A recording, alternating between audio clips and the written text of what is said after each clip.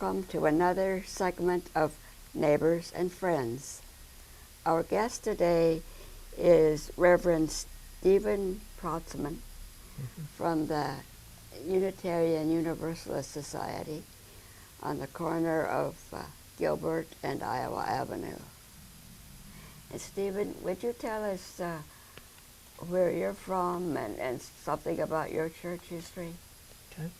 I grew up in southeast Iowa and then have traveled around the country a bit, last living in Minnesota for my ministry preparations before I moved down here 9 months ago to become the minister at the Society. And this is a congregation that dates back to 1841, originally founded by Universalists, including a minister who was part of the Iowa Sisterhood. And then when the Unitarians and the Universalists merged in 1961, it became the UU Society. I see. And so that's certainly among the pioneer groups. One of the first churches in Iowa City, I would think. One of the early ones, for sure. Yeah. And what about your seminary training or your education? I went to United Theological Seminary, New Brighton, Minnesota. It's United Church of Christ Congregational Seminary, but a lot of the Unitarian Universalists in Minneapolis go to seminary there. It's very, very liberal, and we joke that it was a UU seminary in all but name. I see. And have you always been a UU? Well, No, I was raised Roman Catholic, and then in my 20s, as I was struggling with my sexual identity, I remember going to confession one Saturday afternoon, wanting some guidance, some comfort, some understanding from the priest, and when all I got was, well, you're sinning, it's a mortal sin, you're going to burn in hell, I decided I'd had enough, and I told the priest to go to hell and walked out, and then became an Episcopalian. I see. Once I started reading and studying, I was always fascinated with theology and religion, and I started reading and studying, and I began to really question a lot of the doctrine of the Christian church, and finally realized that I didn't believe it anymore. Right. That the creeds and the doctrine were just not what your mind settled on. Yeah. I don't think they ever made any sense to me. Growing up, going to Catholic school, I was constantly asking the nuns questions. I think I drove them crazy, and they were probably thinking with the questions I asked that I was already a Unitarian and wanting me to just go down the street and leave them alone. They didn't say it, but I could just imagine them thinking that once in a while. Struggling with those questions. Right.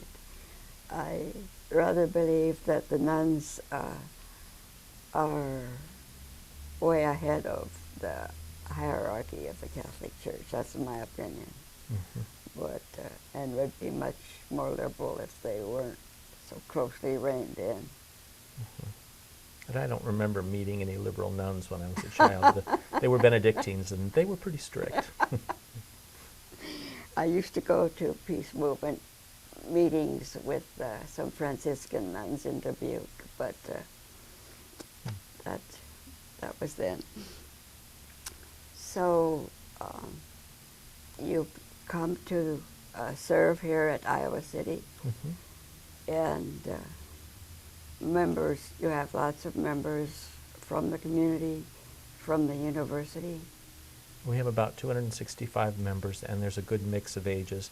A lot of university people, but a lot of people who are doing other things as well. So the actual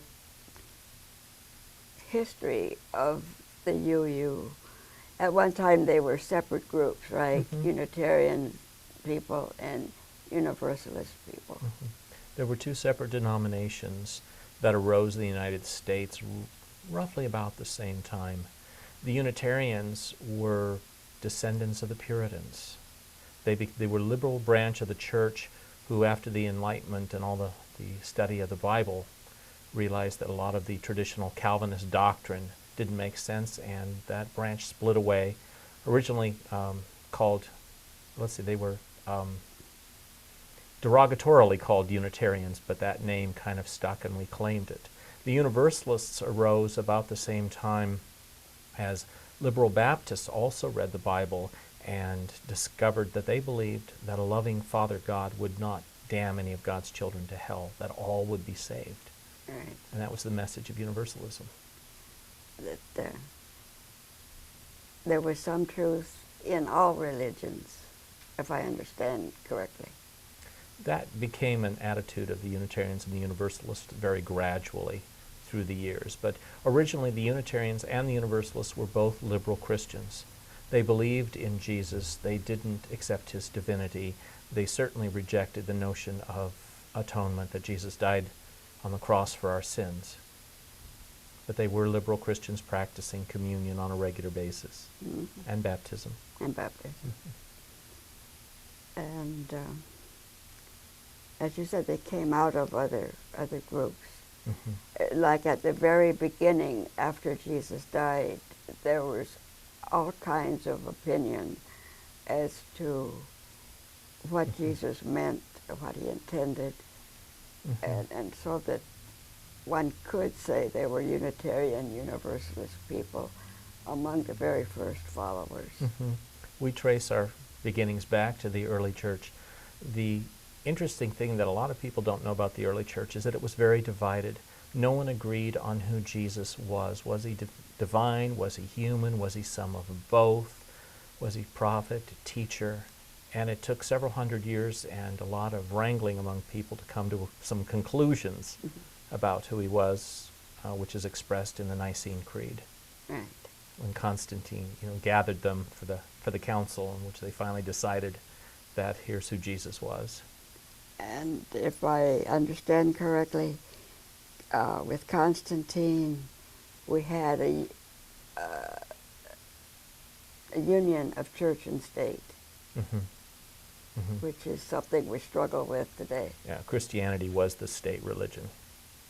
Mm-hmm. And unfortunately, in my view, it was a very unfortunate thing that it became a state religion.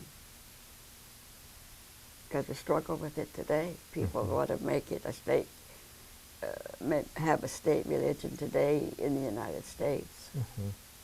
But when the Puritans came over and began settling in this country, they were really after a theocracy where church and state were one. Much of the Jewish tradition where there isn't a secular and a sacred element, it's all combined. Mm-hmm. And the very reason that the founding fathers created, or they didn't actually create separation of church and state, but they'd seen all the mischief, all the trouble, all the death that was caused because the colonies had certain religious beliefs and no others were tolerated, that they wanted to put an end to all of that. So they wrote the Constitution the way they did, without a mention of God, without a mention of Jesus, without a mention of church. Well, and some of the early settlers had come to these shores to avoid church-state domination, as I understand it. Well, the Puritans came as a movement because they rejected the hierarchy of the Anglican Church. They wanted to do church their way. And not be persecuted for it. Yeah, but they ended up persecuting others instead. Oh, my goodness. Well, mentioning the early government officials here, the early founders of what we call our country, some of them were John Adams and John Quincy Adams. Both Unitarians. Mm-hmm. And it seems there was a Benjamin Rush, I think, also, according to what I see on when I Might did have my been, yeah. research. Yeah. I think there was one other Unitarian president, but I can't tell you who it is at the moment. I understand that Thomas Jefferson said that I didn't know whether it was Unitarians or Universalists. I think he said Unitarians are so reasonable. Soon all of Americans will be that. Someone like that. But Jefferson was actually a deist. He believed in a God who was a clockmaker who set the world in motion and then just stood back and let it run its own course. Right. He also took the Bible and scissors and cut out everything he disagreed with. There's a version of that still in print. It's known as the Jefferson Bible. I've been intending to go and see if there's a copy at our city library, but it sounds fascinating to me. The also throughout history, after Unitarian Universalist attitudes at the very early church were pretty much squashed by this Nicene Creed, which demanded a belief in a Trinity. I understand that about the Middle Ages, there was a king in Pennsylvania, in the mountains, kind of secluded. That was King John Sigismund, to date our only Unitarian king. Yeah, he issued, well actually his mother, as regent, had issued a proclamation that each person should be allowed to worship as they believed, and no one should be able to force anyone else to worship or believe a certain way. And he ascended to the throne and renewed that. And unfortunately, he wasn't king very long, but it was a wonderful period of tolerance. And he had a court preacher. Francis David. And so that even today, Unitarianism or Universalists flourish in what? In Romania. In Romania. There are quite a few Unitarian congregations. They call themselves Unitarians. I understand that there's a close connection between the society here in Iowa City and the group over there in Romania. We are in what's called a partner church relationship. There's a congregation in Janosvalva that our congregation visits every so often, and each year we raise money to help them with projects, farming equipment, a well, things that they need. Right. We're hoping to visit next year, and I'm looking forward to going. Some of your members have routinely gone over, I understand. The sister church program has been in existence for about 19 years. The Unitarian Universalist Association, a number of our congregations across the country are in sister church partnerships with congregations in Romania. Very interesting. And we have, of course, people like Louisa May Alcott, and a number of very prominent people in the 19th century, people who worked for justice, social service. Right. Movers and shakers were Unitarians and Universalists. Right. The transcendentalists like Emerson. Ralph Waldo Emerson, yeah. And Thoreau. And William Ellery Channing, Theodore Parker, Joseph Priestley, who had kind of been pushed out of England and came to America for freedom. And is a famous scientist, as we know. Louisa May Alcott, Ralph Waldo Emerson, Paul Revere. Oh, that's interesting. I didn't know that. And William Howard Taft, which I had never heard. I knew there was at least one more. Yes, so Taft, okay. Yeah. Then in closer times, we have Frank Lloyd Wright, Bookmeister Fuller, Linus Pauling. You've done your homework. The composer Bela Bartok. Oh, I didn't know that either. Oh. And E.E. Cummings, poet Mary Sarton. May Sarton, and of course Mary Oliver. Mary Oliver, yeah. Another poet. Very popular poet. And Roger Baldwin of the ACLU. Mary W. Ovington, a founder of the NAACP. As you said, social activism people. It's always been part of our tradition. We've been at the forefront of working for better conditions in the world. Right. And Frank Gannett, I had not known that, but he's a publisher of USA Today. And James Drummond Dole, pineapple fame. Hmm.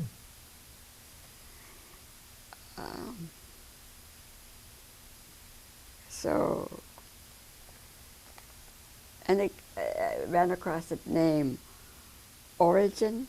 Origen. Oh, he was a theologian, maybe the 3rd century. He was one of the original believers in universalism, universal salvation. He was later declared a heretic. Yeah, of course, of course. Which anybody who doesn't conform to a certain orthodox belief gets the label. And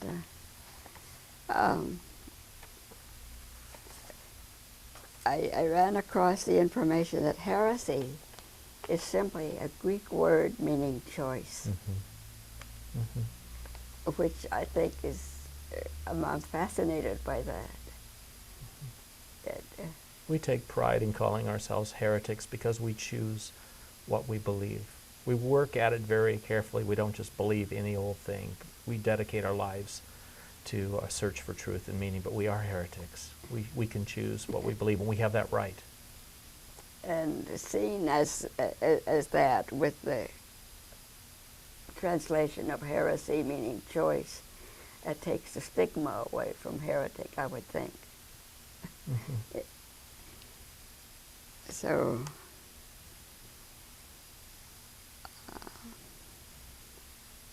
it's interesting that, did I mention Pete Seeger? Oh, wow. And it's just, there's a, this, I only copied out some of the names.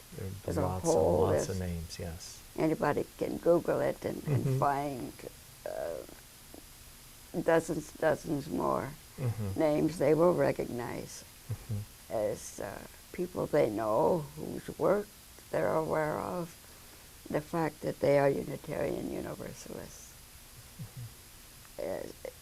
And a group that's terribly interested in justice, social issues. Very much so. We've been at the forefront of a lot of issues around social justice.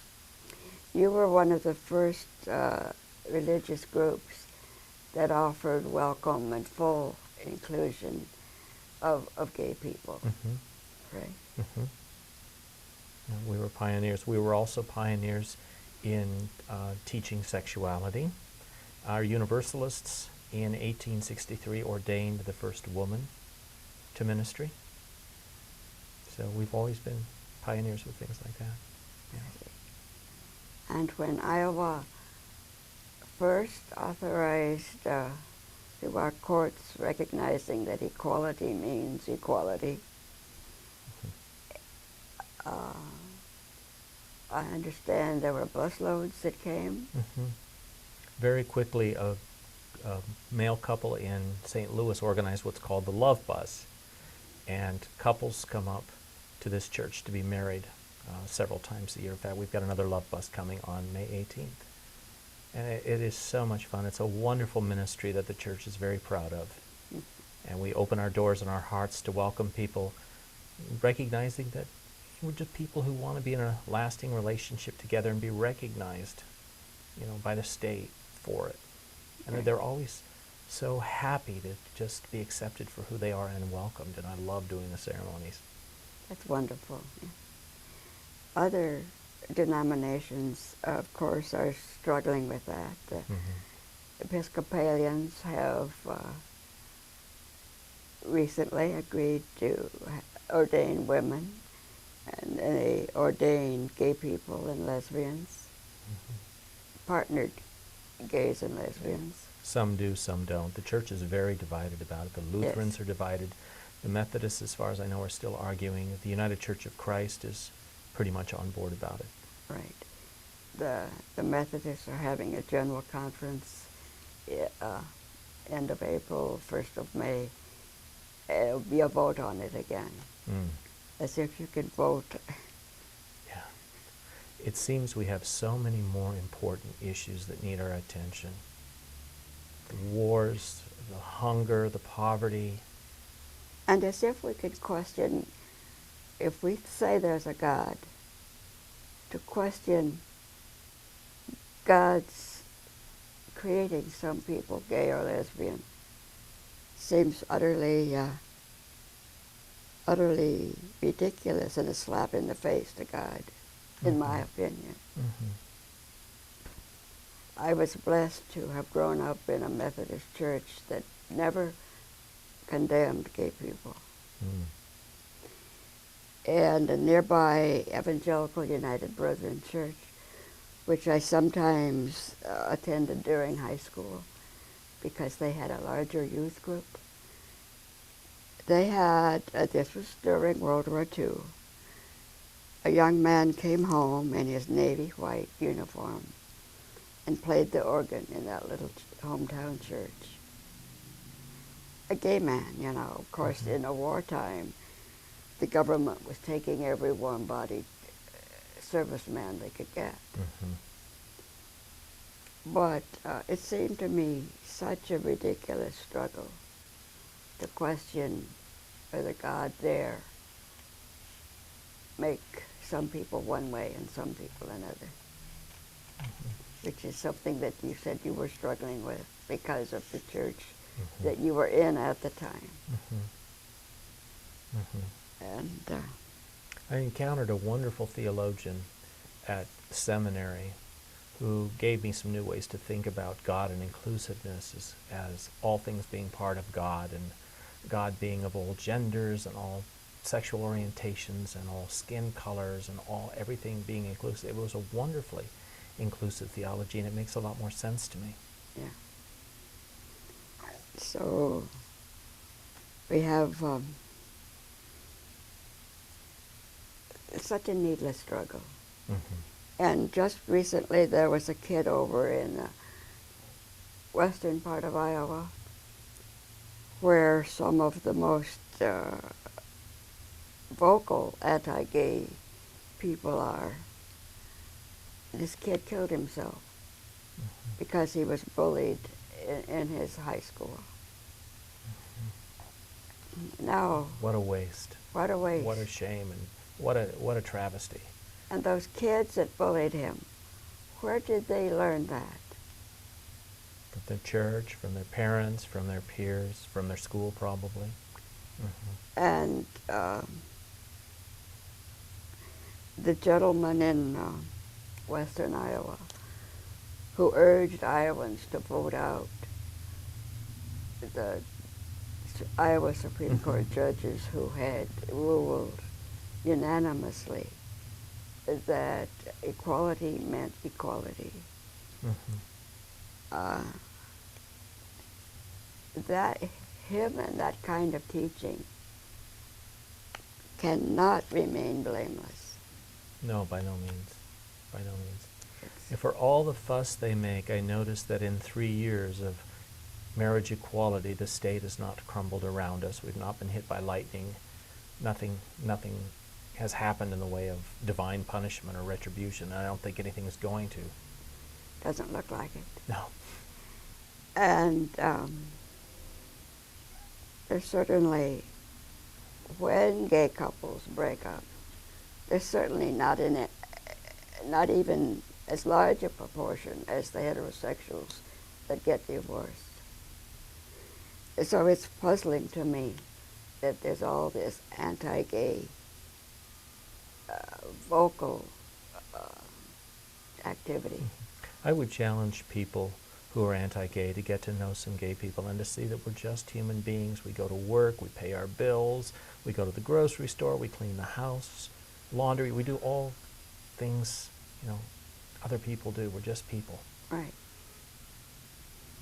We go fishing, we go hiking, whatever. And we have brothers and sisters, mothers and fathers. We worry, we lose people we love, we get sick, we struggle just like anybody else. We get our hearts broken too. Right. So, welcome to Iowa City. Glad to have you here. Well, thank you. It's good to be here. It's a wonderful congregation I serve. They're exciting people. They're excited about life and about social justice and about marriage equality. We're having a great time together. I understand that just recently your society honored a young man who had spoken to the state legislatures. On Sunday, the congregation presented Zach Walls with the Courageous Love Award, which is a Unitarian Universalist Association recognition of someone's work for GLBTQ issues. Yeah. Yeah. Zach's a member of our congregation. We're very, very proud of him. I've met him. I know his mother's, and hardworking, go to work just like anybody else. Yep. Very hold down, significant jobs. Active in the congregation, bringing the many gifts they have. And their daughter is active in her high school. Zebby, yeah. The Gay Straight Alliance or Association. They're an amazing family. But we've got a lot of amazing families in the congregation doing that kind of work too. So, and a lot of other gay people and extremely gay-friendly members in your congregation. We are what's called a welcoming congregation. We've done the work to be inclusive and to welcome not just GLBTQ people, but all people. Right. Because each one of us has inherent worth and dignity. That is at the heart of our faith as Unitarian Universalists. We all have inherent worth and dignity, and we all deserve to be loved and treated with respect. I have taken a number of graduate courses here at the university, and some of my professors are members over there at the UU. So I know some of your people.